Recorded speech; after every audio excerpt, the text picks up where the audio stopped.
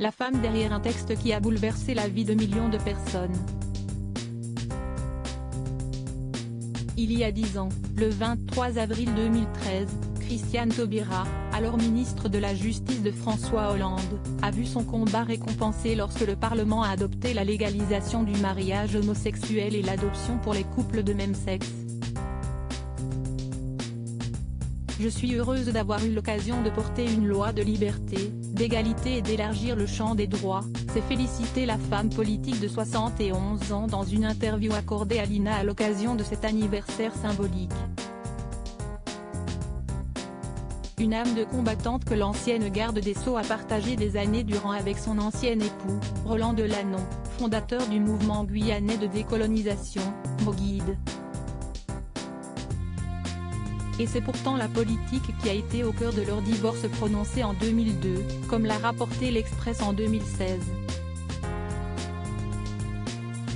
Roland Delanon, le père des 4 enfants de Christiane Taubira, Diawara, Lamine, Jamila et Noliwe, serait aujourd'hui en froid avec la femme qu'il a rencontrée dans les années 1970. Ainsi, comme l'ont rapporté nos confrères, l'ancien leader indépendantiste guyanais appellerait désormais son ex-épouse Madame Taubira. La raison de cette prise de distance ? Au fil du temps, un culte de la personnalité s'est installé autour d'elle et elle a laissé faire. Roland l'a vécu comme un reniement, a rapporté un ancien ami du couple.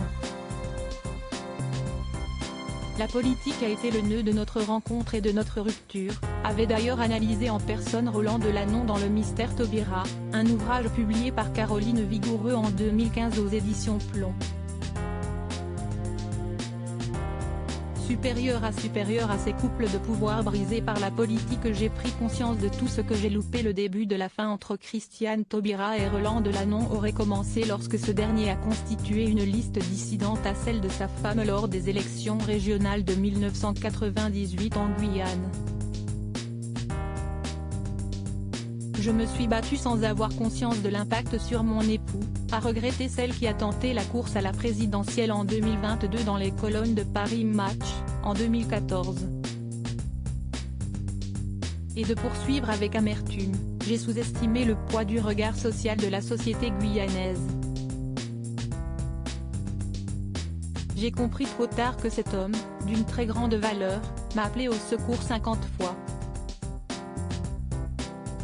Depuis, j'ai pris conscience de tout ce que j'ai loupé.